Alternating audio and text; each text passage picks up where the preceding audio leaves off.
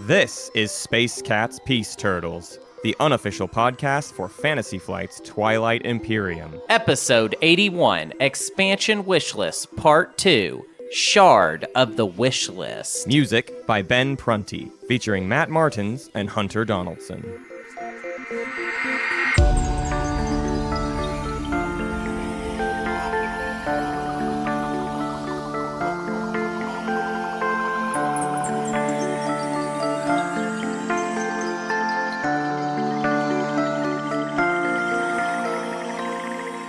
Well, let's start with the little Hunter update, Hunter life update. Hunter, what's going on in your life? I moved into a new place. I'm living in a new spot, and it is empty in here. Yeah. And there's stuff on the floor, and I don't have a bed moved in yet, but I have all my computer stuff here. Isn't that lame? Well, that's because we were recording this today, and it was required that you move in this before anything else. I don't know. I just don't know why I did it that way. I could have left it at the old place, and it would have been fine. What I love is that I know that you moved some stuff in today, but then you've already admitted to me that you played Katana Zero for a few hours today. So there's stuff on your floor, but the computer being set up so that you could play video games was the priority. Yeah, so I just wanted to make sure that before my bed actually gets here, that this is my private video game zone. Since I'm in between two places, I now have the domicile that I live in and the domicile where I game in. And that's my current living situation. Matt, you still live in the same boring place, right? Yeah, I'm still in the same, but I want to buy. We'll see. We'll see how things go. I'd like to get a new place, but I'm in this boring tan apartment with my animals that hate each other. I'm living in a way. See, when I first moved to Portland, I was living in this neighborhood called St. John's. That's not a good neighborhood. Nobody ever came out to visit me way out there. And then I moved to a little bit better neighborhood, and now I'm living in my favorite neighborhood in Portland. Laurelhurst is the name of the neighborhood. Great. Come by, see me. We can walk in the park together. And I'm just on the wrong side of the Weddington Bridge. Yeah, which is a reference for no one. He's on the wrong side of the Weddington Bridge, out towards the links. If you know, shout out to all the people that listen to this show that we know by name live in Arkansas. And they don't even listen to every episode. No, so surely not. That was horrible. But we do have something fun for everyone else that listens to this show. We do have something fun to announce. I think I'm going to let Matt take it from here. All right. Well, yeah. So next week's episode, we got stuff to talk about today. But real quickly, just kind of as a precursor, a teaser trailer for next week's episode, we're going to talk to Knob Daddy, Block Knob. Right. Yeah. Because we got to talk about the GenCon tournament coming up. We got to talk about what people need to know so that they can get their tickets for the GenCon. Oh, man. You know what? I just realized it's been a whole year since I coined the term Knob Daddy. Since he became... Did you call him Knob Daddy in his first interview? Of course. That's where it all came from, is that I referred to him as Knob Daddy. We're going to have Knob Daddy on next week, but the list for events is already up. It went up last Sunday, and it's available for people to see. And one thing, if you dig hard enough, if you look around, you'll see there's another event that is related to Twilight Imperium, and it's because we are going to do a live show. We're going to do a live show at GenCon. Oh, yeah. I'm very, very excited about you're more the brains behind that operation of like what it's going to be. But so I don't want to reveal what exactly we're going to be doing because it might change anyways. I don't know. We aren't 100% like solidified on what it's going to be. But what it will definitely be is a live episode of the show you're listening to right now, Space Cats Peace Turtles. Please come and be in the audience and watch me and Matt and special guests do an episode of this show. Don't worry, it will be more on the... Well, actually, I don't know what secret code word I should say to get you all to show up. If I should say it's going to be really strategy heavy or if it's going to be everything. more entertaining. Bring your friends that you're going to Gen Con with that don't listen to the show because we're going to make sure there's something for them. But there's also going to be something for you. Don't worry. We're not going to leave you hanging. That's true. That's true. It's very... The whole family can come. Yeah. Bring bring the baby, bring mommy, bring daddy, bring everybody. Not the baby. Yeah, bring the baby. But yeah, so we're going to be doing a live episode, and we now have to figure out what exactly that's going to be. Right. I didn't know for sure if we would get it, but we got it. So please come. Booked. It's going to be Thursday of the convention at 3 p.m. So you can look for it, and then I don't know what's it titled, so people can search for it easily. Because what you can do on the GenCon website, you can set up a wish list so that then when it's actually time to sign up for events, you've got everything saved, and all you have to click is like add. I want all those things. So if you want to get ahead of the pack, so you can actually get tickets to our live show, get tickets to the GenCon tournament, you need to fill out your wish list. So Hunter, what is our event called? It's just called Space Cats Peace Turtles Live. So look that up. Add it to your wish list, and please, we are. I would be lying if I didn't admit that we are probably a bit nervous. Probably Matt more so than me. But it's going to be a very exciting experience to do this show in front of a live audience. Yeah. And see. I just want there to be an audience. That's all. That's all I'm nervous about. Just like, is for there to there's just a lot be of things there. to do at Gen Con, and I get it. People have things to do. I hope that we're on that list of things you want to do at Gen Con, and we really hope you'll come out to that show, because I'll tell you this much, it will be fun. It's going to be weird and fun. It will definitely be weird. So, but today we have an episode proper. We have our own thing to do now, though. Right, yeah, much the way that you guys will be adding our live show to your Gen Con wish list, we are going to continue our wish list for an Did you like that? All right, that was a beautiful transition, Hunter. Wish list. Because you said wish list in like a context and that's having the to talk same about. word that is in the episode Right, title. you're right. So did you see that? Hashtag nailed it. Let's start with Hunter right off the bat. Let's start with some errata. Do you want to do that? So we asked last week for you guys to blow up our box with errata and your thoughts on what Twilight Imperium 4 expansion might look like. Obviously, this is probably a good time to say that if you haven't listened to part 1, you probably should. There's a lot of really good stuff in there, and I think we're going to reference things. This is very much a part 2.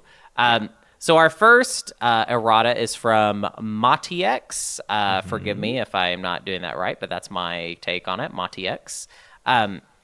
They say, I think every time the planet is taken, this is in reference to our Distant Suns expansion idea that we outlined in part 1, which is that every time you take a planet, you draw from a deck of cards that are based on each planet type, and that's kind of this way of doing Distant Sun. So Matiex is saying, I think every time the planet is taken sounds like too much to me.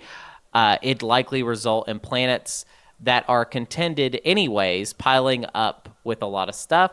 I do dig the idea of giving boring planets a boon, though. For example, exhaust planet with a ship in orbit or ground forces on to explore/study, plus get 1 auto when the planet is taken. I assume what they mean by that is to flip over. Like, if we give a new ability, where instead of taking a card every time you draw a planet, it's like a new ability that you can do where you explore a planet rather than it just happening every time you invade a new planet. So it's a little bit more of an active approach to getting these things. They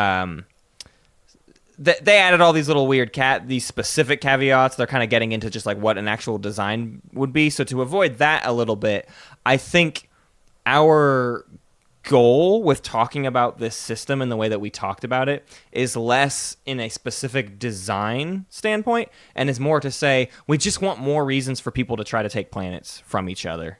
Outside of the standard like objective pool of like, oh, I need 4 of the same trait or something. We just wanted more excuses for people to take planets from each other, and if taking a planet meant you got a thing, that's what helps that. Obviously, there are ways to balance this forever. That's what playtesting is for. That's what actually like implementing these things and seeing how they shake out is for. So all this stuff I think would fall into its proper place.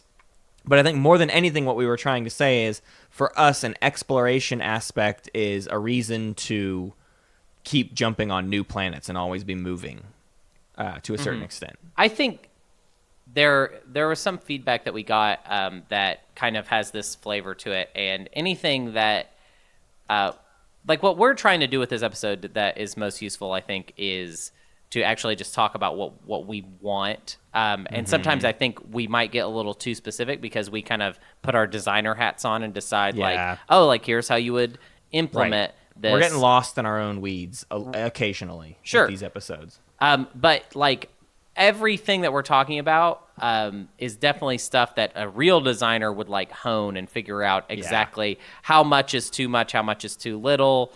I agree that drawing a planet or a distant suns card every time someone takes a planet could be too much. It very easily could be too much.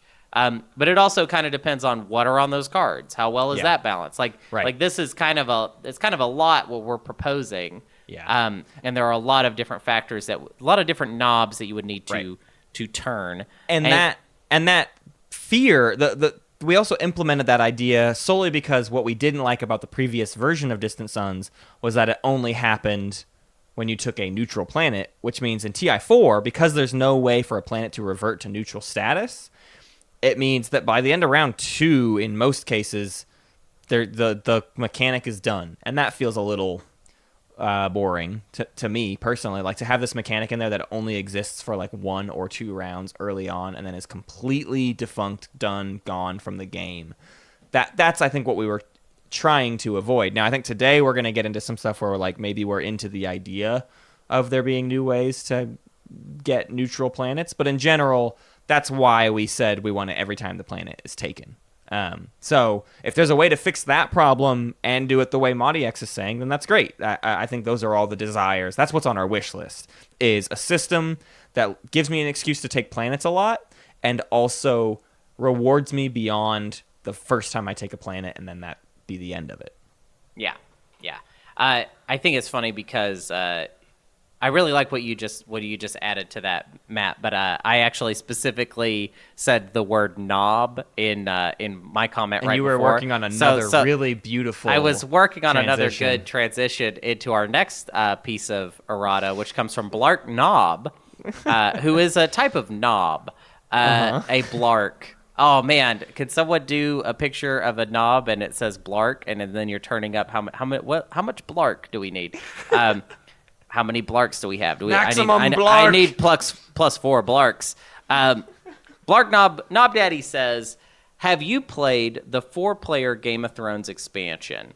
Each faction gets a faction-specific objective, and that was great. We actually talked a little bit about, we mused on faction-specific objectives last week. And we really didn't solidify anything there, but I do think it's important to talk about this.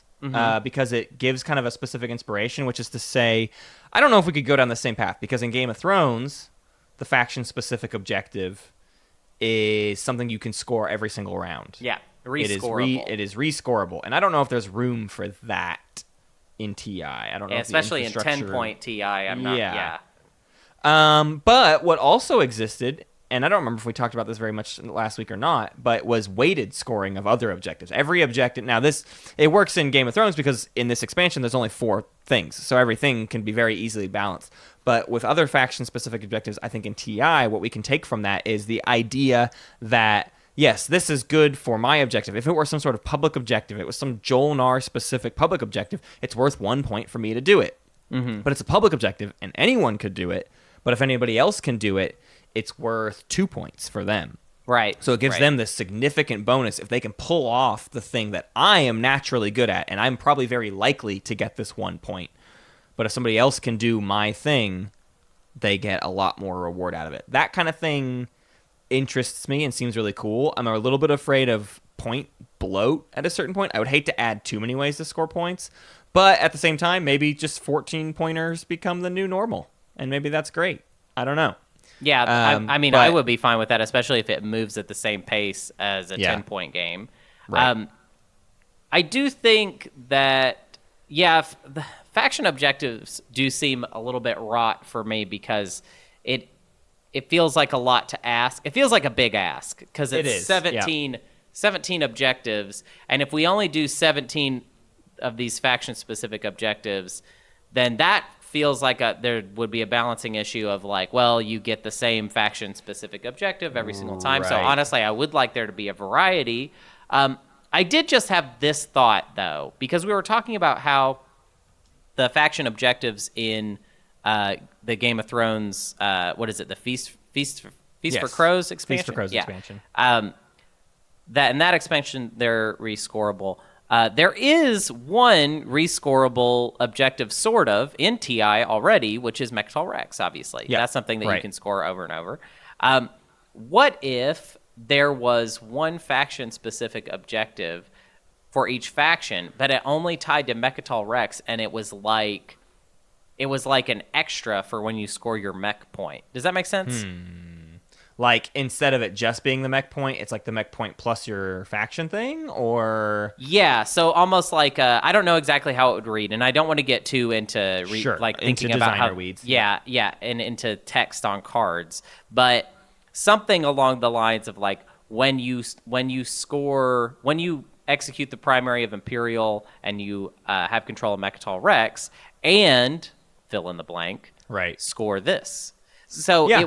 it would kind of go along with, because I also do feel like Mechatol Rex could sometimes, now not all the time, so I mean I think we're definitely in fraught territory, who knows, but I'm just musing.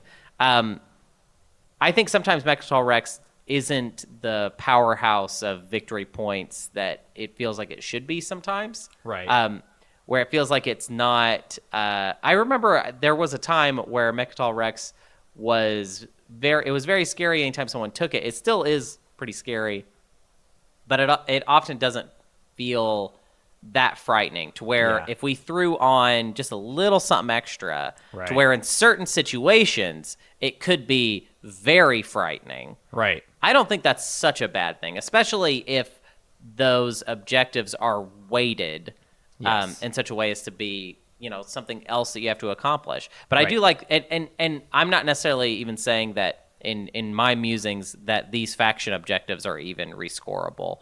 It's Right. just that they're tacked on to the Mechatol Rex point, which is rescorable. Right. So, and it also Yeah. just gives you another reason to factor Mechatol Rex into the thing.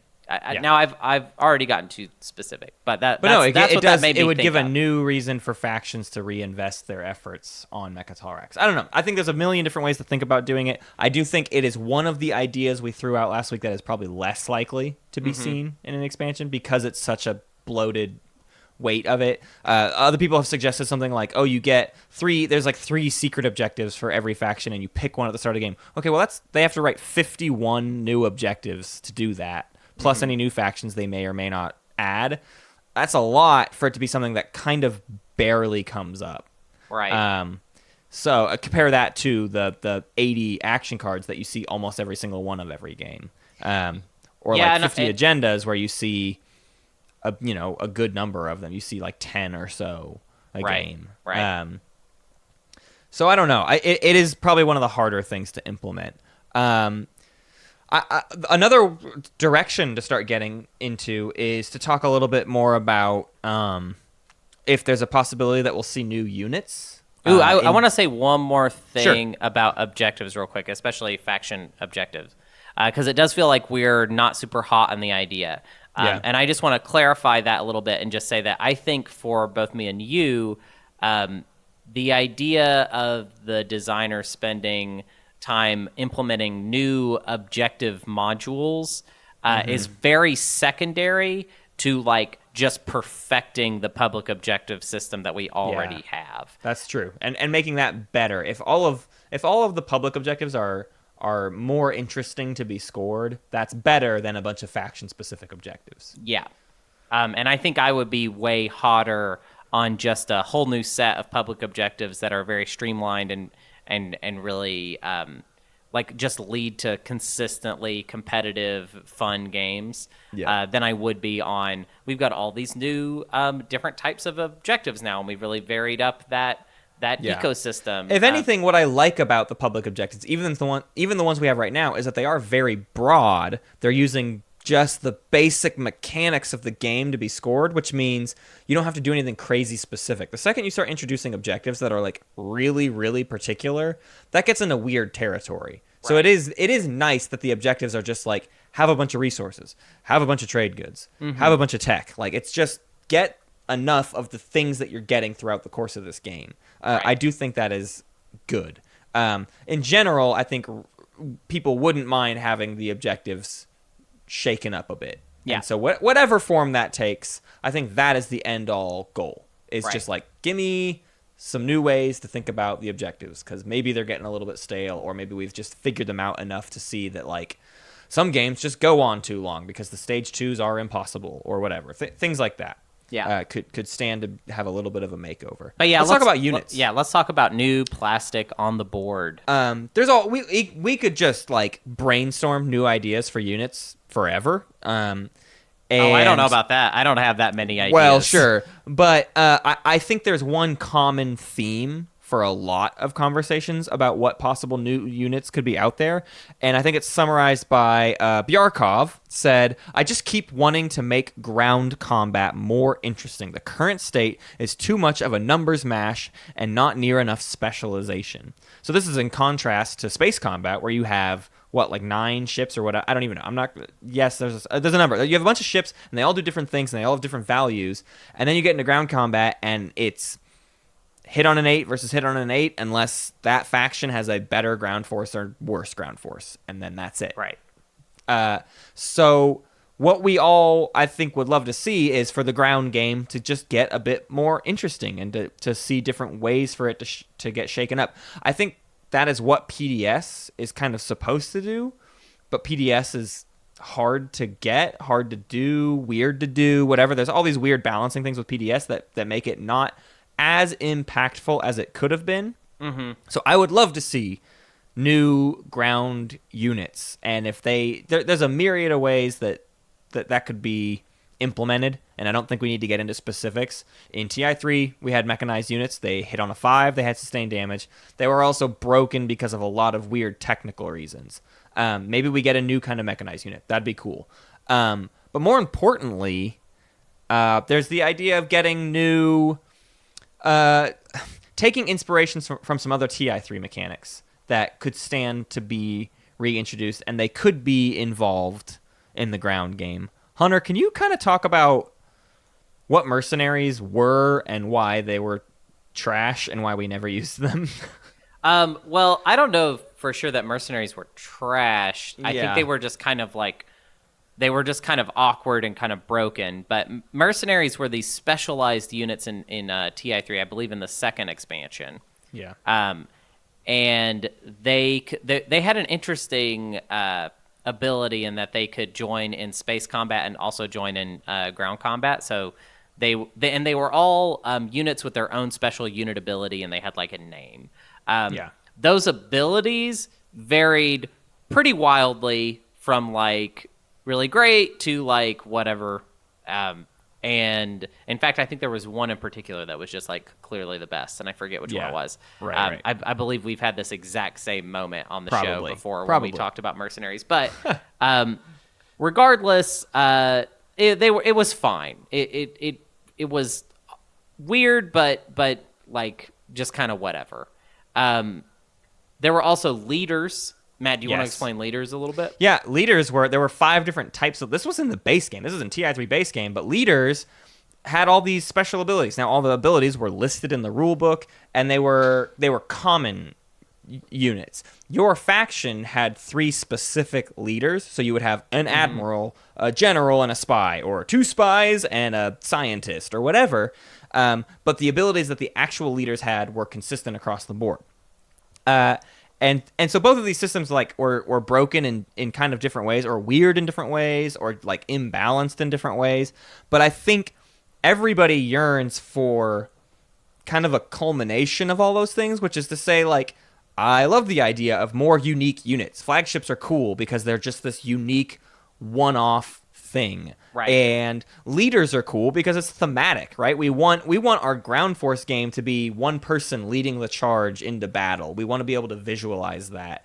And especially if we're like centering this expansion around the idea of like exploration, and exploration comes with, we landed on these planets, we explored, we looked around. There's a story element to it, and to have a leader, a part of that feels good and thematic. So I think that is another thing to add to our wish list. It's sort of a combination of leaders, mercenaries, even the political intrigue thing of like, oh, somebody you could send to an agenda or whatever. Whatever it is, if every faction had one unit that was like a ground force or a ground force that could also be in space combat and rode around or whatever, I think any version of that would be cool. Yeah. But just the idea of a new faction-specific unit that does something cool and feels thematic and can be involved in the ground game. That would be great. And I think they could incorporate a lot of the abilities that you just listed. Like a lot of the mercenary abilities would probably go good there. The way I like to imagine it, that I think would be really fun, is if it was literally a ground unit, like just a slightly bigger flag than all the infantry plastic. And maybe it's like a little special, or maybe it just has the faction specific flag on it, like you know what I mean.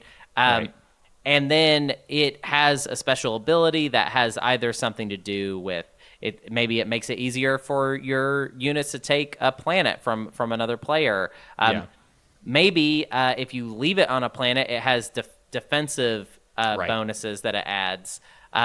The other thing that I think would be really funny and kind of a weird way to introduce this that would maybe make a lot of you annoyed, but I just think it would be great if there was a unit that helped out in space combat passively, but did not participate. So this leader unit would be something that you would have to carry like with your ships, and it would have to take up some capacity, but it would not actually and it would benefit your fleet, but it would just kind of be like a constant choice you would have to make of like, all right, am I going to take this leader with, because he's not going to be able to help with taking a planet.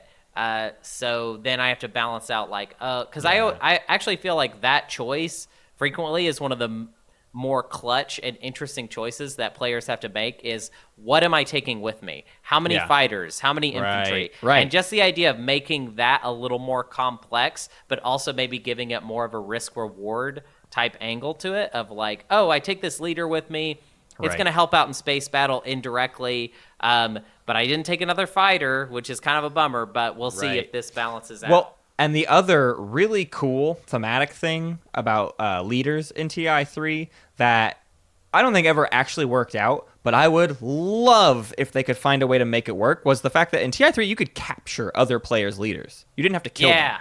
That wasn't a unit that died. It was a thing that you captured and now had control of and could trade back to. You could sell that leader back to the person or whatever. I would love you could that. move them around. If there was some element of that, I don't know how it should look for it to be actually a balanced approach, but the idea of this leader being a thing that isn't a target that can be hit in combat, but is some other sort of commodity or whatever. Like if my leader could be captured by someone else and now they have the ability of that leader or whatever, I don't know. Just the idea of someone taking your leader prisoner and then naming a price and forcing you to pay that just sounds so much fun to me. It's beautiful. I maybe, like, we are putting our designer hats on again, but whatever, who cares?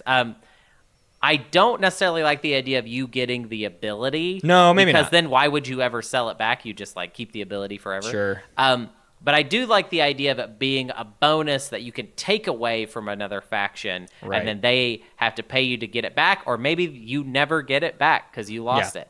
I think one thing that occurred to me is that it sounds to me like leaders should maybe be all focused on like passive bonuses. Like they're not like a unit. Like you can't like invade a planet with them by yourself, like where the leader just goes alone. The leader is something that you're moving around unit. The map. Yeah, like and I think there isn't a unit like that already really in Twilight Imperium, especially since you can't move PDS around anymore. Yeah. So there's nothing that you like tow around. And I just really like that idea of something that you have to just move around and calculate in that way, that it's like it's a mixture between being kind of dead weight in some ways, but it also gives this one ability. And I really like the idea of something like that. The interplay of that sounds really fun to me. For sure. Another one would be and this is kind of I don't know. This is even more like, I don't know. Wouldn't this be cool? But I think having more structures would be nice, even if it's a faction specific structure. Next week we're going to talk to Blarknob, and Blarknob actually, I think the only reason I'm thinking of this idea is because Blarknob has done this. And he's going to talk a lot more about his Monuments fan expansion next week, and I just wanted to tease it a little bit. But just the idea that there's like a thing outside of space docks and PDS that like live on a planet and do not move, but support your faction in like a new way. I think it's fun. I think part of the desire for that is solely because PDS haven't quite, for us, panned out in a way that I want them to, and I would love to see structures get more development. I think the number one thing here is the rulebook of TI4 defined ships, ground forces, and structures, and then kind of said anything can fall in those categories. So it just gave them the design space to add more ships, more types of ground forces, and more types of structures. So when we're talking about a wish list, those are the things I kind of tack on, right? It's just like, well, they left themselves room to design more structures, so why not more structures, and why not more ground forces? I think those are just the obvious places our heads go to when we talk about new units. Yeah, I also feel like in the kinds of stuff that we're talking about right now, like definitely with Blarknob's Monuments expansion, and then also if they were to implement something similar to what we're talking about with leaders and stuff, I think this is, if we see any rebalancing, this is what it will look like. It will be extra new abilities that kind of give, like the idea of, like, let's say, I'm pretty sure Blarknob has this implemented already into monuments, where like the Winnu have like a very good monument, whereas somebody like Jolnar doesn't necessarily have the best monument. Yeah, the monument is just just whatever. They don't need that. They don't need a boon there. Right. Yeah. Muat's in Blarknob's thing. Muat's monument is absolutely insane, but it's because Muat could really deserve a leg up. I mean, they really have earned it at this point. Yeah. And so when we talk about rebalancing in the game in general, I think we always assume it's going to come in this version, and not. I don't see any world where they reprint any faction sheets. Yeah, or anything like absolutely that. not. There might be some cards that like have deserved errata and they'll get reprints, but you're not going to see a new Nalu faction sheet. It's just not going to happen. I don't see why they would go there. Even if they could, they just won't. It's like a weird stance to take for them as a designer, honestly. It's sort of like admitting defeat, and I don't see why they should do that, whereas they could just try to fix what they've already got with adding new things. Just adding to it to fix it. I think is a much better place to be. Yeah. So what do we got next? This is the next thing we have is actually a little more like more stuff, kind of. Yeah, let's talk about more stuff, right? There should probably be action cards, right? Yeah, we should probably just get some more action cards. What I think is interesting about action cards is figuring out what is like the correct amount of it. We're not going to sit here and try to come up with new action cards. That's a waste of everybody's time for us to just be like, oh, what if there was an action card that did this? But more importantly, just like how many should there be? If we're definitely going to get new action cards in an expansion, what is the right amount? We have 80 action cards right now, with it being 59 unique cards. I think that's right. 59 unique cards. Mm-hmm. So what gets us like, or is it 61? I think it's 61 unique types of action cards. So I don't know, Hunter, how many would you think is like too much or too little, or what's the right amount? I mean, I personally don't really know. What we agreed upon when we were writing this episode was that it would be like 20 cards. That makes sense. Something right. like that.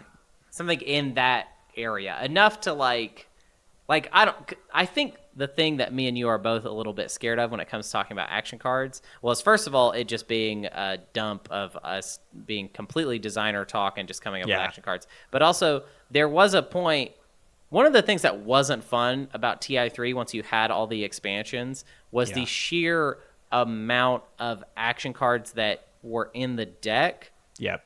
Kind of affected. So, like, it kind of messed up the math of, should I get some more action cards? Because like a lot of them were not very good. It felt like like there were so many action cards in the deck, and so many of them were not that big of a deal. Now, that being said, we're kind of, I'm not going to necessarily say it's a huge problem, but we're kind of in the opposite of that right now in TI4, where everybody knows the action card deck pretty well, and you kind of even know what to expect. Like, you can basically count on certain cards coming out at certain times, certain rounds. Right, like a card like Public Disgrace. I mean, you could almost like do you're playing Twilight Imperium in the middle of a game and be like, all right, I don't have Public Disgrace, but somebody has it, so I'm gonna just play like that's an ability I have. Right. A defensive ability against whatever player is going to need such and such action or strategy card next round. You can almost play that way because there's just really enough cards in the deck right now for a whole game. Yeah, it's just too predictable at this point. So I think we want enough. And for me, honestly, I don't love that the action card deck gets reshuffled. I wish it didn't. I wish it. I don't mind that you can get to close to the end of the action card deck and kind of be like, we have an idea. But honestly, I wouldn't mind it if that started to go away. Mm-hmm. If they added 40 new action cards, I don't think I would freak out because it's like, okay, we're not going to see the end of the action card deck in most games unless it's like a 14-point game with a Sorrel or something. Then you'll probably go through the action card. But I think action cards becoming something that is very, very predictable is a little bit of a detriment. It's to people who don't like the randomness of action cards. It's not. That's what they want. They would love it to stay that way. So maybe that's like a rift that we're going to cause here in the community, is figuring out who likes randomness and who likes that there's some predictability to it. But for me personally, on my wish list, I would like to see more action cards so that becomes a little bit less predictable.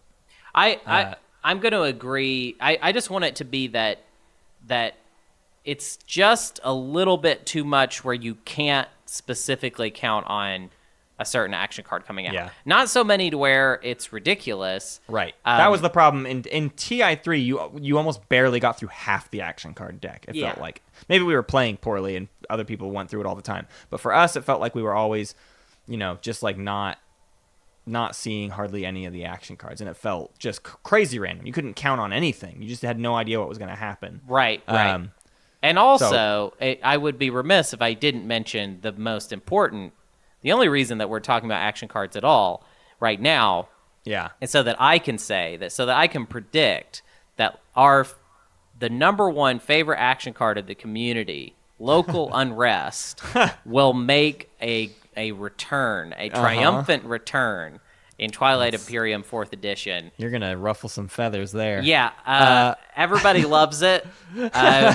If you remember what the card did, I won't even repeat it because it's just so good, and there were no issues, and no issues, perfect card. It will be back. It will be back. But no, in all seriousness, I think to go with our holistic expansion approach, I think Local Unrest has its place. There were some broken aspects of Local Unrest, but I honestly would not mind if it came back, solely because if we do have this expansion where exploration is a factor and it only matters when you take a neutral planet, it'd be great if there was a way for planets to revert to neutral. And that's what Local Unrest does, is reverts a planet to neutral. I think Local Unrest could certainly be rebalanced. In no way are we saying, give me the exact Local Unrest we had in TI3. Whatever. It'll get rebalanced. But what we want is a way for planets to revert to neutral. That would be interesting and fun and would encourage interesting things to happen in this exploration-focused expansion. Yeah.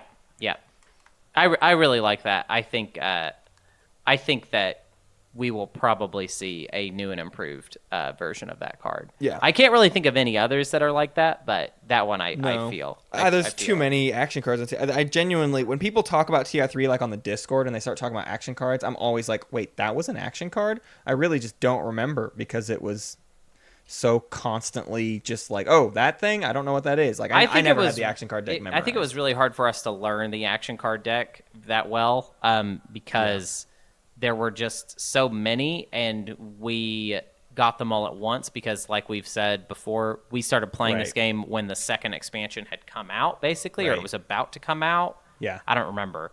But it had just come out like within a year. So we did not have the experience with TI3 that we are having with TI4, where it was, one game that we got to obsess over, and then whenever there is an expansion, then we get to obsess over that. And then if there's another expansion, then we get to obsess over that. It was just like, here's this big game that's a base game and 2 expansions. And it was pretty overwhelming. Really. Yeah. Right. Let's talk about more stuff. Yep. Agendas. There should be more of them. Right? So first off, we should just get some more agendas. And even more specifically, we very badly need more single target agendas that are mean. Public execution. Is it execution or am I? It's public execution. That's the only agenda that is elect one player and it hurts them. Yeah. And I want classified document leaks to get the buff it deserves, and the only way you buff classified document leaks is by getting more mean-spirited elect player agendas. They don't need to be as mean as public execution. They can just be mild negative benefits, but I don't think that philosophy is bad for agendas, where maybe some people do. Maybe some people think it's mean to just single one person out and hurt them. But I think a lot of agendas end up that way anyways, based on context. Things like Ixthian Artifact, there's only one person on Mechatol Rex, so only one person's getting nuked, but you can't use classified document leaks on that. So I want more things for classified document leaks to be, applied to. Yeah. Also, did I say classified document leaks? I did. What a dullard. Confusing legal text. Yeah, I like filtered that. Clocked that into being. I was just about to bring up confusing legal text, anyways. Confusing legal text is what I'm talking about. Boy, howdy. Yeah, we're kind of tired today, if we're being honest. But yeah, confusing legal text becoming a card that is actually interesting would be a really cool thing that an expansion could do.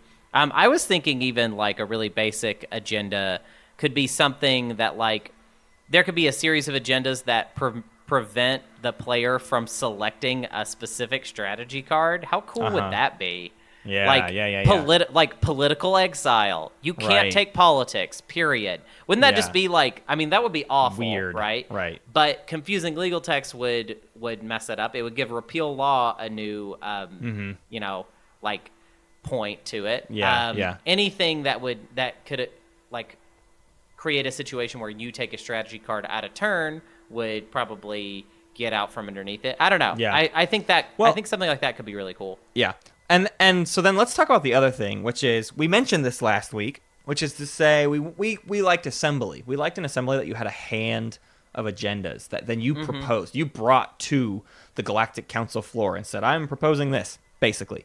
And I miss that feeling. And even in TI3, it didn't really work fully because you could spend those agendas as trade goods and just get rid of them. And I don't know, there were weird things that made the system, again, not implemented perfectly. So we're once again saying we want a better version of what we had in TI3, which is to say it would be great for there to implement a way to have a hand of agenda cards. But I don't want to fully upset the ecosystem of agendas that we have right now and require a new strategy card necessarily.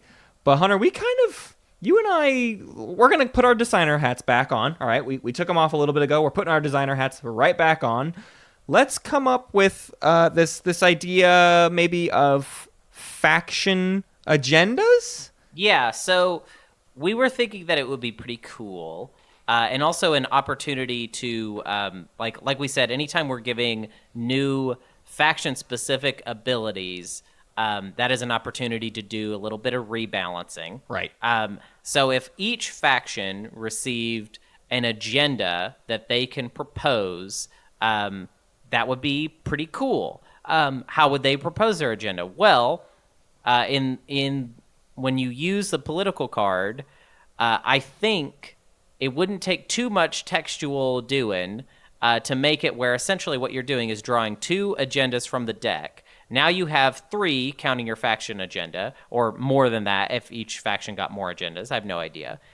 Sure. But all you have to do then is take 2 of those and then put them back in the deck however you want, however we normally do. So essentially it would be that every time you take politics, you have a choice between these 2 random objectives that you drew and then your faction objective. And you could your agenda, you could even get, I think it would allow more often you to be like strategic about how you put the agendas back in the deck, which is actually something I feel like we don't get to capitalize that much on. Yeah. Every once in a while, you draw two agendas that like present themselves very nicely to like, if I put this one on top and this one underneath it, that will be really crazy. But very rarely that happens. And so I think faction agendas could be an interesting way to kind of shake that up and also allow people to play a little more strategically whenever they have taken the politics card. Yeah.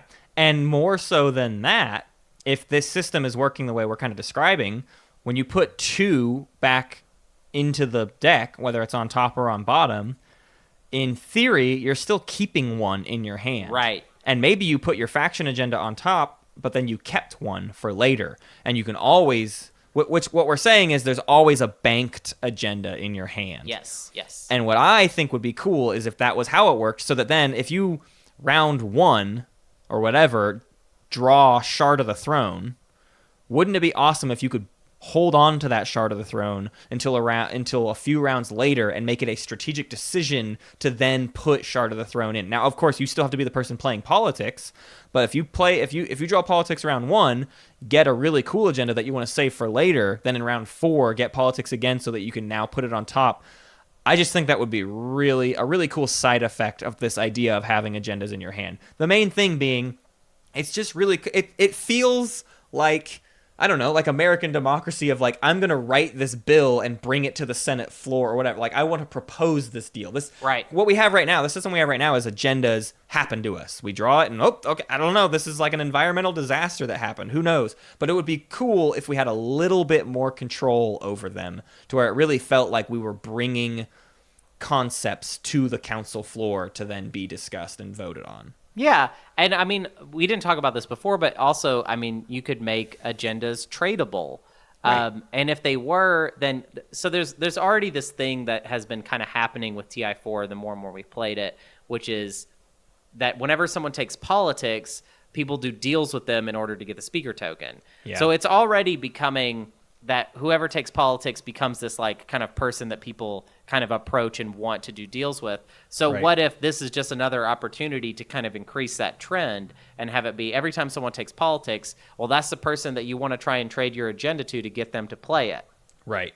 And then it also has a Game of Thrones style backstabby effect of there's no way to They stole your agenda. There's no way to keep I will go ahead and say, if that's how it works, there will be no way to make that binding. Absolutely not. But that's just delicious to me. And that's all I want. So all of this is to say, we've gotten very designery, but all this is to say, I would love for agendas to feel more Machiavellian, more I don't know, controlled and intentional. I think that would be really great for the feeling of galactic councils and for the agenda phase to feel like you did this to us. You forced this to happen to us. And it also indirectly kind of improves Extra a bit. Extra can already quash stuff, but they're mostly just quashing random things. If they're now quashing something that someone very intentionally put on the top of that deck because it was in their hand to start with, that really, I don't know, that makes their impact stronger, and I think that's a good thing. I really like the idea of when we're talking about this, imagining someone, I'll say Schroeder, has an agenda that he wants in there. So he doesn't have the politics card. So he has to first do a deal with the politics card and then also do a deal with Extra in order to prevent them from quashing it or ensure that they're not going to quash it. And just that kind of double layered level of negotiation, that's the fun stuff. That's delicious. The great stuff. Yeah, definitely. Yeah, and I think that comes to our next point. We want the game to be more delicious. And I think it should come with a little cake. Anyways, what's the next thing? It's time to talk about tech. Oh, God. This is the scariest thing I feel like to talk about. I think this is the great white whale. I am not jealous of whoever is going to, or if ever anybody is going to have to take a look at the system and actually add something to it, because honestly, I think Dane just made it too perfect. Like it's just, not only is it not even just perfect, but too like he really sanded the edges, right? He really went, let's make sure that all the numbers fall in line in a fun, arbitrary but balanced way. Right? Yeah. All the text is set up in such a specific little way that it all works. And if you're going to introduce any new tech, it's going to make all of that look uglier. Mm-hmm. It just is. Tech's going to get uglier, probably. Unless they don't touch it, which nobody wants. It seems like everybody seems to want new tech, and there's no way to touch tech without it getting really, really ugly really fast. Right. So I think for this, we're not going to talk about a bunch of new tech that we want to see. We're not going to propose a bunch of ideas for different specific tech, but let's talk about the tech problem, right? Right. I want to lead this off with Afro Fry Cook said, I want to double the amount of tech in the game.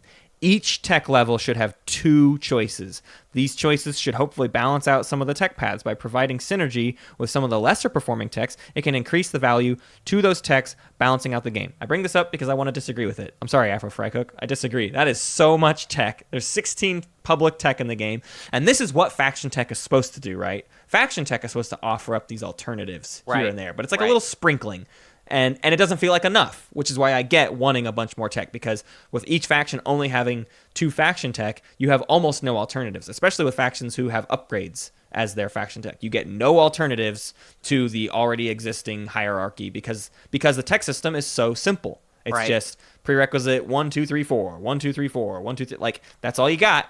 So the system is too condensed, maybe. Or that's how it feels. So what are the solutions? It doesn't feel it doesn't. It's the one part of the game that feels the most like if you try and add something to it, it's just going to be a mess. Yes. Because it just feels so streamlined as is. So our choices are to do that, to add, to just double. add. Afro Fry Cook wants to double. I mean, you could do a level 5, right? Uh-huh. You could add fifth thing to fifth, it, a really, really deep tech. Yeah, like better all across it, like super weapon tech for each color. Yeah. You could add another color, a whole nother color. What's the issue there? What's the problem there? Obviously. So 5th color to me seems like the most likely, but also the least likely at the same time. Yeah, I don't know. It's really hard to tell. So the reason 5th color is weird is because they would have to introduce new planet tiles. I guess they don't have to, but it would make sense for them to introduce new planet tiles where we have tech specialties of those planets, right? We need tech skips for that new color. We're probably getting new planet tiles anyways. That feels like a safe bet. No. But the other problem you get is there's this whole ecosystem of upgrades that are all based on the tech we already have. So if you have a 5th color, it is assumed that you're not going to change the upgrades because that would require you to change every single faction sheet because that stuff is printed on the faction sheet. The upgrades and what their requirements are is printed on the faction sheet. So that just can't change. Just get rid of the dream of that changing. Mm-hmm. So you have this 5th tech color that doesn't do anything for your upgrades unless there's like a new unit maybe. And maybe that helps. Maybe the new units use the new tech color as an upgrade. But you could also see a 5th tech color lean into that idea, right? Of like, this isn't going anywhere. This isn't leading to improving your units like every other tech path is. Right. This one is even better tech than every other tech path because it's not going anywhere. It is a dead end when you get to the 4th tech in that path. Maybe we see them go down that route. But in general, with any of those versions, it's still messy. It's still weird. It still feels tacked on. And I think that's the main issue is any tech that gets added feels like it was added. Feels just like hammered onto the wall. Right. Extra, but not necessarily part of the ecosystem. Yeah. There's they could do like a wild color or like a colorless like multicolored. Tech. Yeah, they could do that. That sounds incredibly that would be a way confusing. to get around it, but I just don't know why would that wouldn't make any sense because then it would just be like and I've even thought of this myself before. Like we were kind of making up our own little fan expansion once, and we suggested like a new layer of level 1 tech. When we say level 1, we have level 0, 1, 2, 3. So level 1 meaning requires one other tech of that color. But isn't that weird to introduce 4 new tech that are only at 1 prerequisite level publicly? So there's 4 level 0s, 8 level 1s, 4 level 2s, 4 level 3s. That's it odd. It feels so weird and not pretty and outlined. And if it's if Dane is at the helm, we know it needs to be this little like, ooh, look at how the numbers all lined up just perfectly. Oh, just so. I don't know. I think all of those things are not especially likely. The one thing The number one thing I do think could be likely, or at the very least isn't messy, is a new faction tech per faction. Yeah, third faction tech. Third faction tech for everybody. And Three this faction is a big tech way. isn't crazy. That's not wild. 3 faction techs isn't crazy, and that's a big way to balance factions, right? Give Jolnar a completely useless third faction tech. Give Winnu a great third faction tech. Yeah. Same thing we were talking about with new units. And also, you could get in a lot of fun extra new unit upgrades would be cool for factions, and there's a lot of room there, I think, for each faction to just get one more tech. And honestly, I would be satisfied if that was the only addition to tech, was one new faction tech per faction. Yeah, no new actual tech. Right. I don't think I need it. I get that that the Majin problem still exists. I just don't think it's that necessary to have this weird, messy fix to it. I personally don't think it's important. If you give, if a lot of the factions, new faction tech is a 1 red requirement tech, then there you go. That's great. Just give more factions an excuse to go down red tech that lets them skip Majin that way. I think that's fine. I don't think there needs to be a public tech fix to Majin. I think just giving more factions an excuse to fix Majin on their own is maybe okay. I think we kind of just have to cut our losses with Majin. No, to be honest. I think I think you're right though, and I think if the third faction tech kept that in mind with certain factions, that could be that would just be fine. All that is to say, if they did decide to completely rework Majin and introduce that as a replacement, do a replacement Majin, I'm okay with that too. That's fine. It's ugly, but it's fine. I'll accept here's the new Majin defense grid. You feel free to shred up the old one and throw it out. I doubt that. I highly doubt it as well, but I would accept. It's the one messy solution I would be like, nah, that's fine. I want that. Yeah. We could talk about promissory notes, but honestly, I don't know how much there's to say. I mean, I guess it's not a lot. It's kind of like everything else we've been talking about for a minute, where it's like they could give everybody another faction one. I think there are some factions that could totally use that. I think it is lame that Arborek is a faction that kind of needs a little help, but their only promissory note is like just hurt me. Hurt me very badly. This will hurt me very badly. So, I mean, I think there are some factions that seem like they could use another promissory note. Some factions I feel like would be completely extra. It would just be like, well, I guess I got this. And actually, I will say, most of the faction promissory notes I think are perfect. So there's actually not really much fixing, I feel like, with promissory notes. I think we could all say that promissory notes is kind of one of the best parts of the game now. Yeah, that's the only reason I want. That's the only reason I would want more, is because I feel like that's the most we've learned over time. Like, it took us months and months and months, and we're still learning like what to really do with promissory notes. It feels like the most complex system from a meta perspective, of just like, we can just do whatever we want with these things, and their costs change every game. I want more promissory notes solely because I would love to see that part of the game enhanced. Sure, I think that's fine. I just think some of the other things that we talked about are squeakier wheels than promissory notes. Sure. If an eventual expansion were to just be like, well, you know what? I think we kind of did a home run last time on promissory notes. Not really going to mess with it at all and focus on other things. I wouldn't really mind at all, honestly. I would be totally cool with that.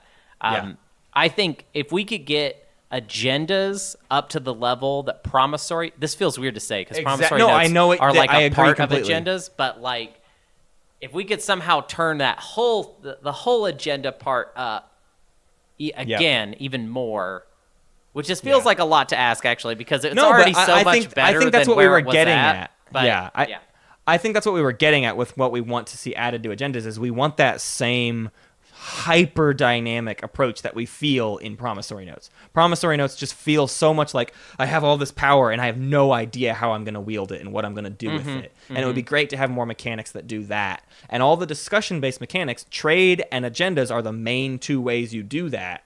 Tech is just this like perfect little system that works. Agendas and trade are completely wide open. Yeah. And I just want to see those things get reinforced. Yeah. Yeah.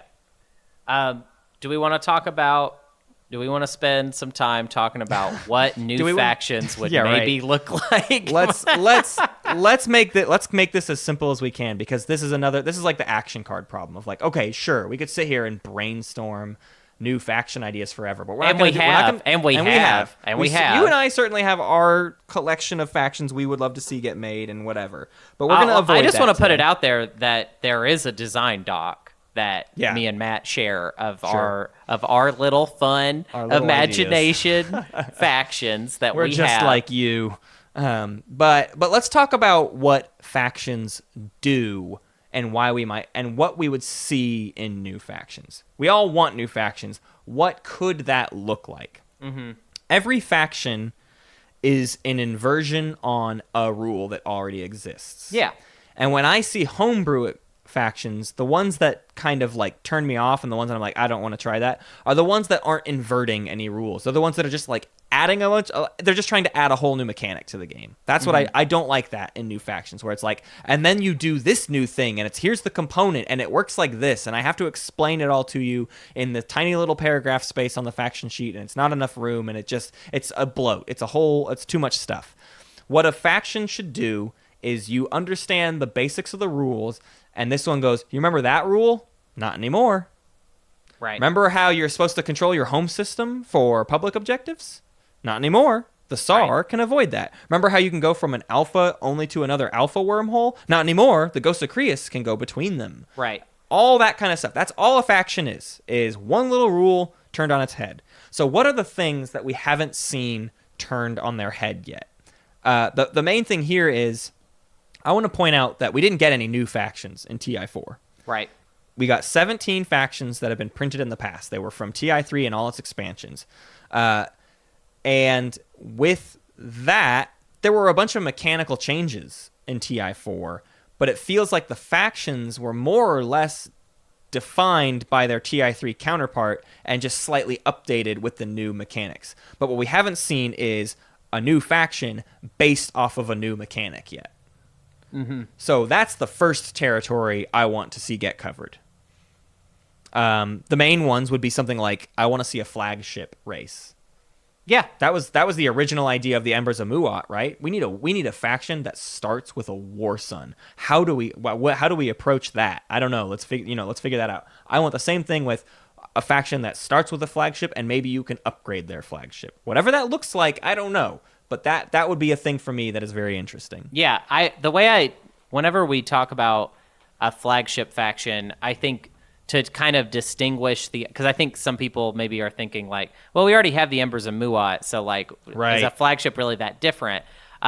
What I think would be the hook of a flagship faction would be like to use the term mothership faction. A faction that their flagship is kind of their whole deal. Right. And they're kind of orbiting that flagship, and the flagship is it's just like it's their thing. They're defined by their flagship. Yeah. Yeah. Well, what's another aspect of the game that we haven't really seen? We just got done talking about it. Promissory notes. Yeah. Right. Hunter, what would I think you are even more into promissory notes than I am. I'm still really bad at wheeling and dealing those. But what to you would be like the keynote of a promissory note faction? I think I've seen some promissory note factions out there. I don't know that I've seen one that really like kind of gets me.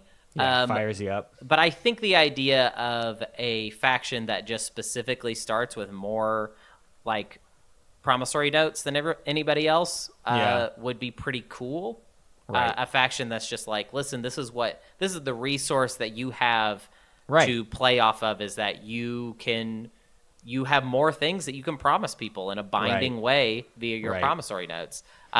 So maybe, that's kind of even why I was sort of pulling back when we were talking about like, oh, what if there was like more faction promissory notes? It's like, I think if there was a faction where that was their whole thing and they didn't really have much else, I'd basically be down with that. Like, I think that would be like a good angle for a faction. Now, obviously, it depends on what the promissory notes do, Right. and I think there would have to be some sort of thematic binding to those promissory notes.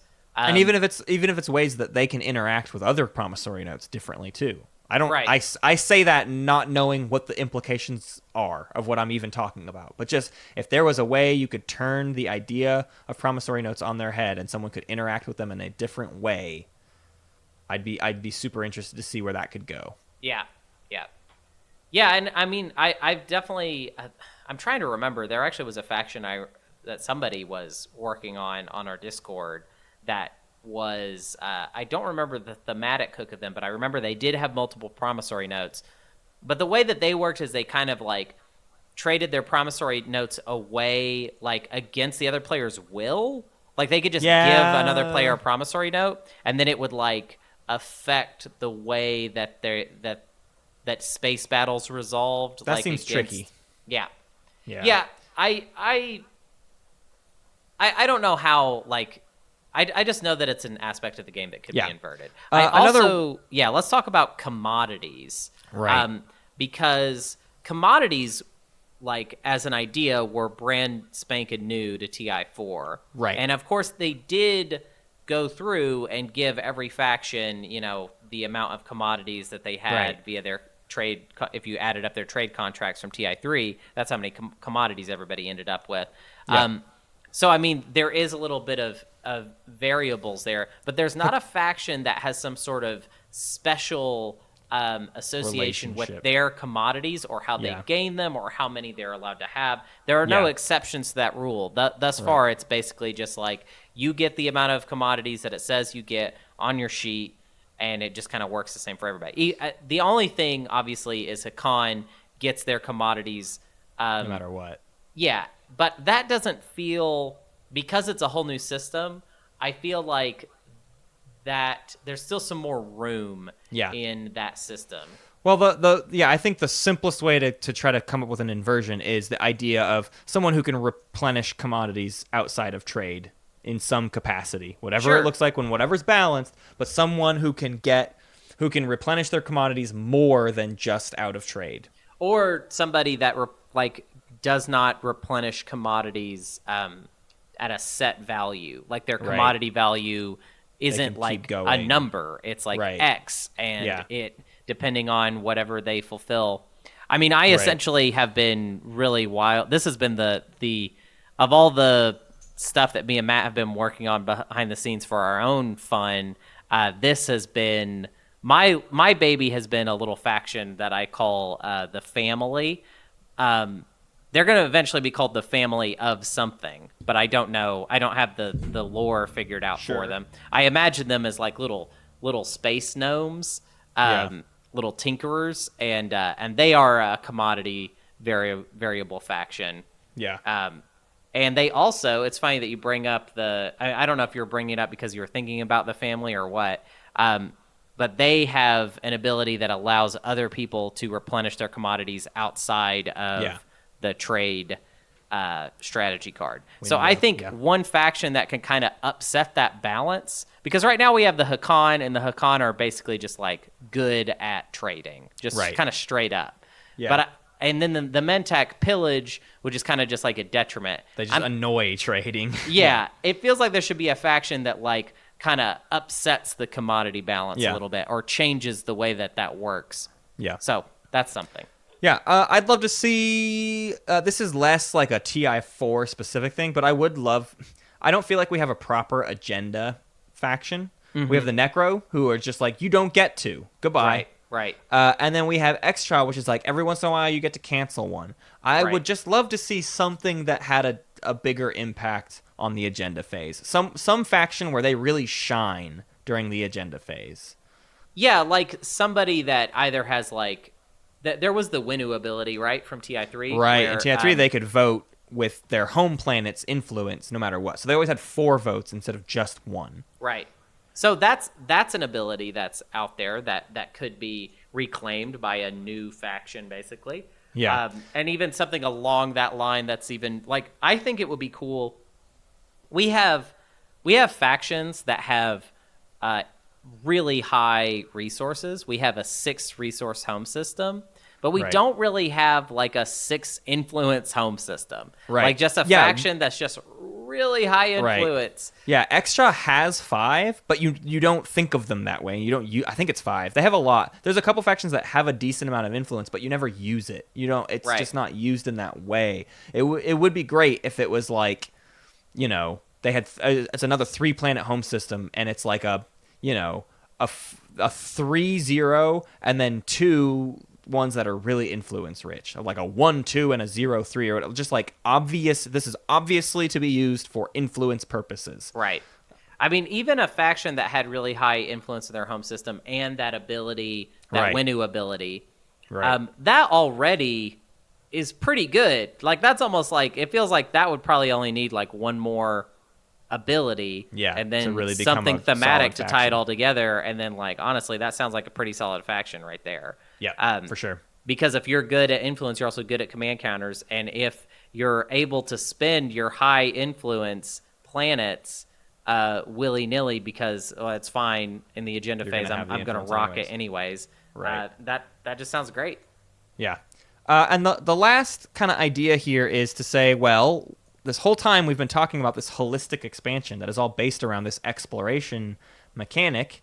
It would seem fitting that if in that expansion we released a faction that implemented that system in a new in an even more interesting way. Right. That, okay, let's lean into this new mechanic and make a faction that deliberately feeds off of it. I have no idea what that would look like because we haven't actually properly designed that exploration mechanic. But whatever it looks like, whether they get more choices in the Distant Sun cards they flip or whatever, if it's more choice or it's more interaction with it or whatever it looks like, I think it's a perfect opportunity to come up with a very, very new feeling faction because the mechanics you're introducing are new and a part of that faction. Why not? I mean, a part of that expansion, why not also include them in a new faction that gets to feel really interesting and unique? And it adds to that feeling of this expansion all comes together. It's all part of it. You play with the expansion or you don't, because without the rules introduced by this expansion, you couldn't even use the faction we're introducing because it is reliant on the new rules. I think that's the philosophy that should be gone into with this expansion. Is it's all or nothing. Right.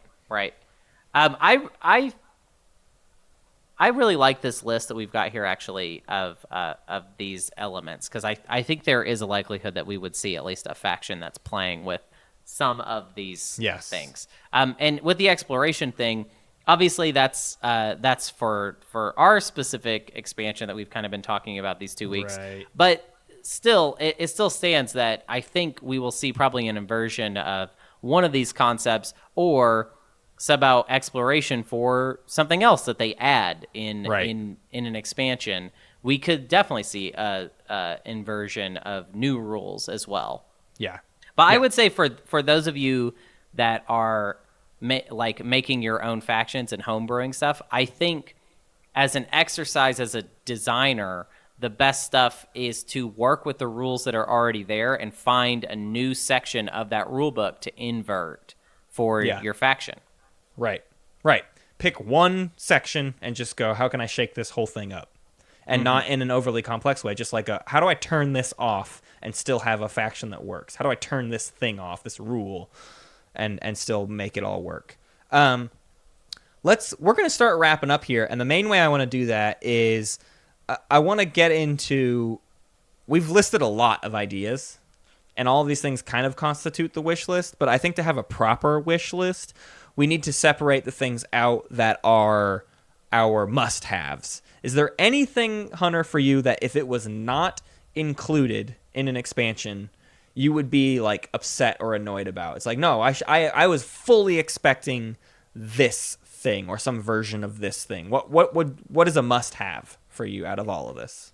I think for me personally, I would like more objectives and different objectives. I think objectives are the number one thing that I would like to see, because it feels like that's where you can add a lot of variance to how the game feels.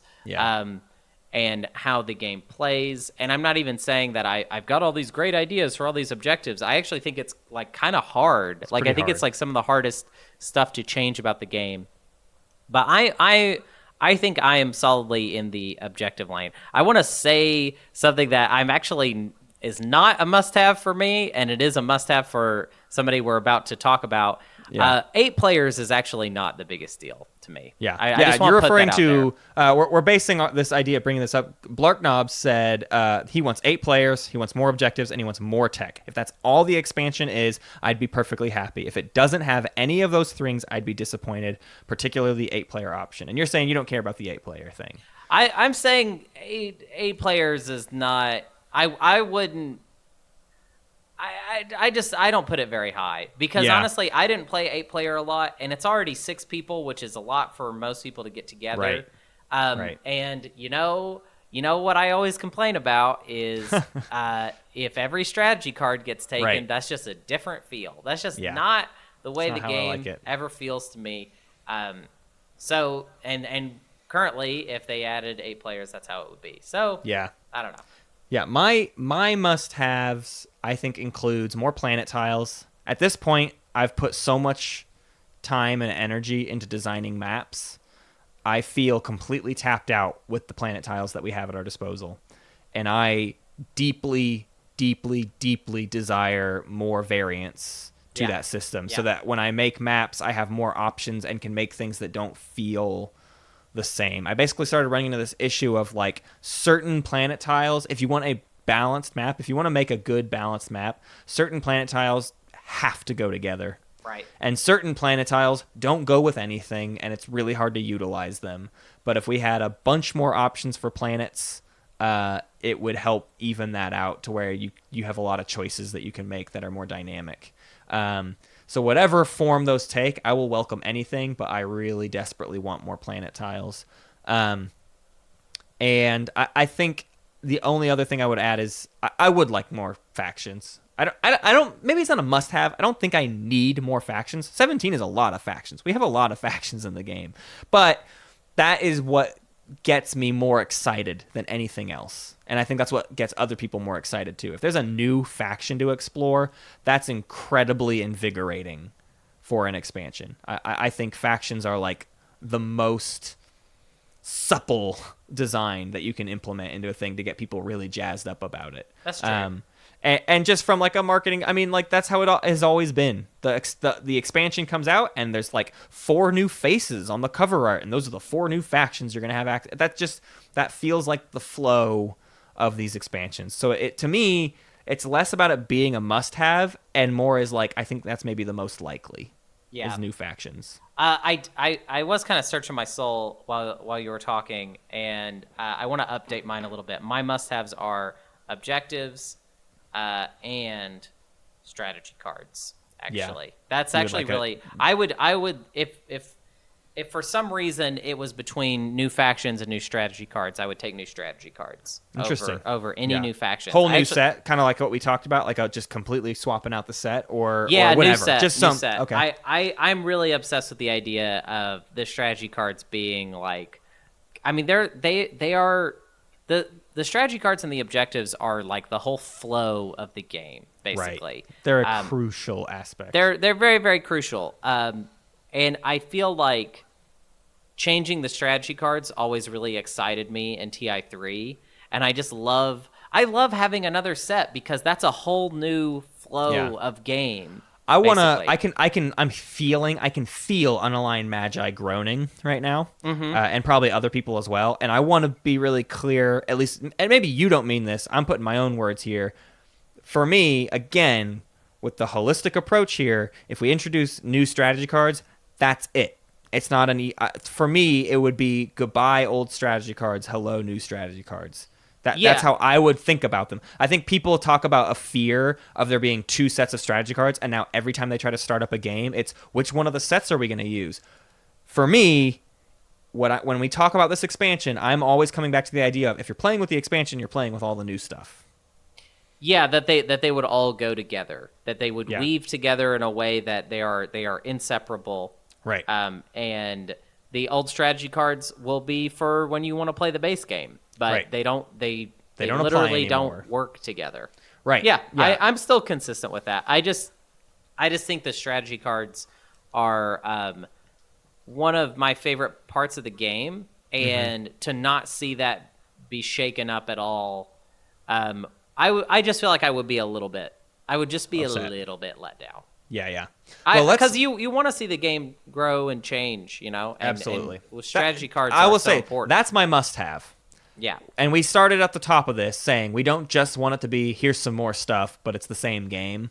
I do want the game to feel shaken up a bit. I want it to feel like you're getting something really new when you get that expansion. Yeah. That's pretty important to me. Let's end with a question that is funny to ask after all of this. And this comes from Ben Ageddon. Hunter, what are the chances of actually getting an expansion? Well, Beats me. I feel like it's high. Yeah. But I don't know when you would ever. Right. I just have no expectations for what the timeline would be for it. I think what are the chances of getting an expansion? I would say like 95% chance we get a new expansion someday. Right. Do we get a new expansion this year? I don't know. Do we get it next year? It increases in likelihood with every year that goes by, right? Yeah, But I agree with that there is an aspect to it where every year that goes by, it will be more. Not that it hasn't been that long. It hasn't even been that long. That's the thing. That's why it's not like that likely that we get it really soon. Because it's like, guys, the game has only been out 1 year. It's not. Right. I don't know. I mean, I get that there's plenty of plenty of Fantasy Flight games that come out and within a year have an expansion, but I don't know. TI is just bigger than that, and I just don't. I think there's room to sit with what we've got, but I know we're all hotly anticipating it, and that's the whole reason we did these 2 episodes. But I think we'll see it eventually, but I'm not in necessarily a rush to get it. Yeah, and I just don't really have any expectations. Yeah. I think it's more, if you look at Fantasy Flight and the other games that they do,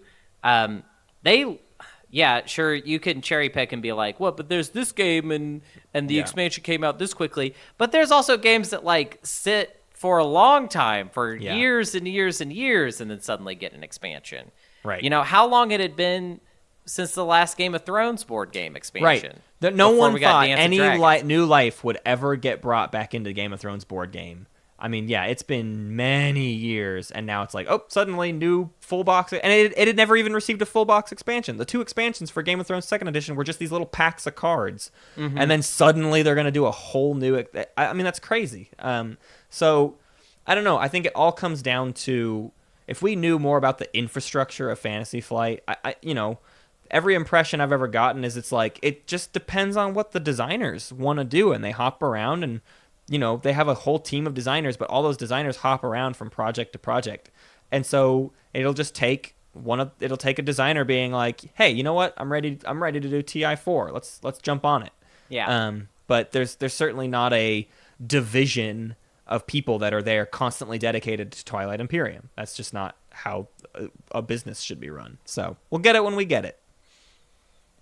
That being said, if you are somebody that works for Fantasy Flight and you do like some of the stuff we've said here today, you can reach me and Matt at We Are for Hire Space Cats Pod on Twitter. Actually, that wouldn't be a appropriate place to reach out to us, but you can send us an email at spacecatspieceturtles@gmail.com. That's also where we take plays of the week, and like if you want to send in a This Imperium Life story, that's a good place to do it.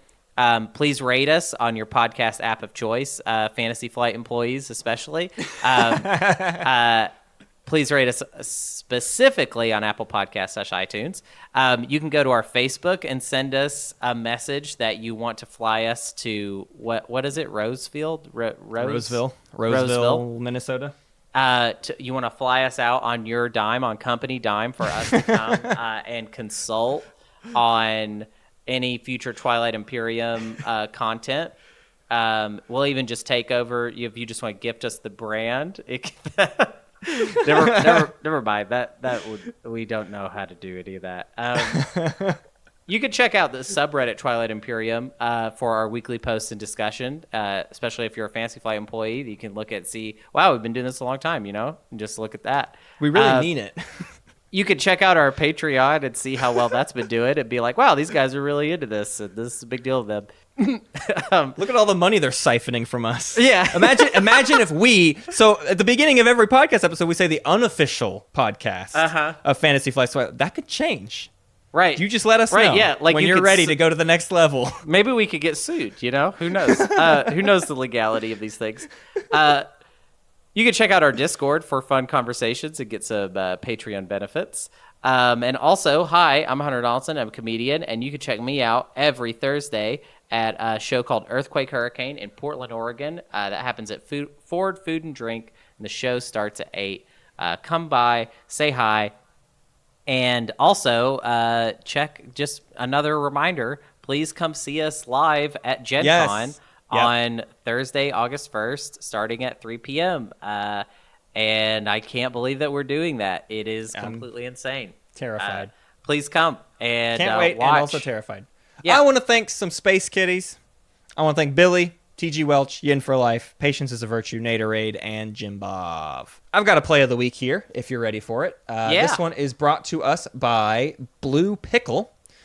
And part of Blue Pickle's story here is reliant on the fact that they are playing with a split agenda deck, which means like some of them are earlier game agendas and some are later game agendas. So Blue Pickle says, Xcha managed to get a lot of people thinking that he was a good guy, and managed to secure his slice and all his adjacent systems with PDS2 and Gilbert. That's what he decided to call his mothership. I could see the game turning on the favor of Xcha being diplomatic and making Asarl, our common neighbor, to make moves on my slice, destroying most of our ships. At round 7, I was holding confusing legal text in my hand. While public execution is in the Phase 2 agenda deck, I managed to talk to Necro in private to tell him my Machiavellian plan. I told him that I had confusing legal text, and I asked him that if the public execution agenda appears, that he would say that I proposed him to shut down during the action phase of the Asarl's fleet, to shut down the Asarl's fleet. I said to Asarl the same thing about Necro. The whole idea was for the table turning against me, to get everyone looking at me and making me seem how horrible, make me look as horrible as I could, and then also shutting down the Xcha quite a lot. We made our way into round 8. This is a 14-point game. With turn order, Asarl is the speaker at 8, Mentak at 10, Necro at 8, Sardak at 11, and finally Xcha and I at 10. The first agenda came out, and it was mutiny. As the first to talk, without having that much influence, I passed while sending a text message to the Asarl, accept the next Xcha deal. I then said to Sardak that if he was spending 4 votes against, he could help the Asarl get the opportunity to tie the vote against, making Xcha unable to vote for and win a victory point. I don't know if the math checks out there. Anyways, that's when Sardak did. Xcha, thinking he still got control over Asarl, managed to be kind and offering him all kinds of promissory notes if he voted for him. Asarl, tired from our 8+ hour game, was hesitant to say yes, then finally saw my text message and said okay to the Xcha offer. Xcha spent 1 vote for, and Asarl declined his offer, making Xcha lose a victory point. Everyone was so happy to see Xcha lose Asarl's allegiance. We all cheered in joy, and even Xcha was a bit impressed. Then, the second agenda came up, public execution. I played a construction writer while Necro did his prediction on Xcha. Sardak was the first to vote, with all the remaining votes going against me. Xcha followed, and Asarl abstained. Then, I finally got to pull my plan. I played confusing legal text, and managed to get a brand new space dock all the while shutting off Xcha's smiley, vindicative face. What a sweet day. Yay. So a perfectly hatched, confusing legal text plan for all the non-Connors out there. From now on, Blue Pickle is the anti-Connor of for the all the universe. non-Connors. For all the there, non-Connors. This is how you do it. Right there. Yeah, could you guys please load up our box with confusing legal text stories of you doing it correctly? Not that we're going to read them on the show, but we are just going to send them to Connor. To Connor, yeah. So we'll just email them to him all the time, and he will ignore them, I'm sure. But but we still will. Yeah, and you know what? With that, I go to sleep. Good night. Good night. Good night. Good night. And if you were listening to this while you were falling asleep, well, you're probably already asleep, actually. If you were listening to this as you were dozing off, there's no way you're still. Otherwise, maybe you're having some real trouble sleeping. In which case, I would recommend for you. There's a really good podcast called Sleep With Me, where this guy, I forget his name, he's just really boring, and he has a really boring sounding voice, and he reads really dull stories that don't go anywhere. Yeah. Check that podcast out. It's very good. But you can also use this podcast to sleep. I don't mind. I know that we give you permission to fall asleep to our dulcet tones. Oh, for sure. If we just make you comfy and you like, snuggling up in bed, and just listening to me and Matt chat about cardboard and plastic. I'm very tired. And we're losing him, folks. I'm going to pull his plug now, and Hunter's going to power down.